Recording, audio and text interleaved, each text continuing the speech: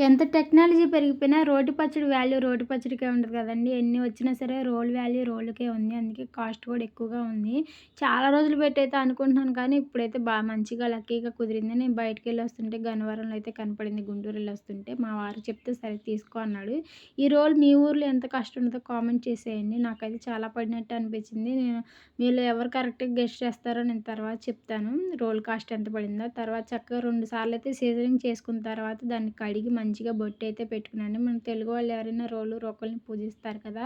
నేను కూడా ఈ రోలు తీసుకున్న తర్వాత పూజించిన తర్వాతే దీన్ని ట్రై చేయాలి అనుకున్నాను. అందుకనే శుక్రవారం రోజే ఓపెన్ చేశానండి. తర్వాత సీజనింగ్ అంతా అయిపోయిన తర్వాత పూజించుకున్న తర్వాత నాకెంతో ఇష్టమైన పచ్చడే చేయాలనుకున్నాను. అందుకే నాకు ఇష్టమైన పచ్చడి చేసుకున్నాను. కొత్తిమీర, పుదీనా చట్నీ అయితే చేశానండి. భలే అనిపించింది. చట్నీ కలర్‌ఫుల్‌గా ఉంది. అలా ఎంత కలర్‌ఫుల్‌గా ఉందో అంతే టెంప్టింగ్‌గా కూడా అనిపించింది. నాకు ఆ ఫ్లేవర్‌కి మంచి స్మెల్ అరోమా అయితే మంచిగా వస్తుంది. నాకైతే బాగా అనిపించింది. వేడి వేడి అన్నం నేను చేసేటప్పటికి మధ్యాహ్నం అయిపోయింది. 3 అలా అయిపోయింది. వేడి వేడి అన్నం ఉంటే మంచిగా ఈ రోట్లోనే కలుపుకొని తినాలని అంత అనిపించింది. అన్నం చల్లగా ఉంది కదా అని చెప్పి నేనైతే ట్రై చేయలేదు.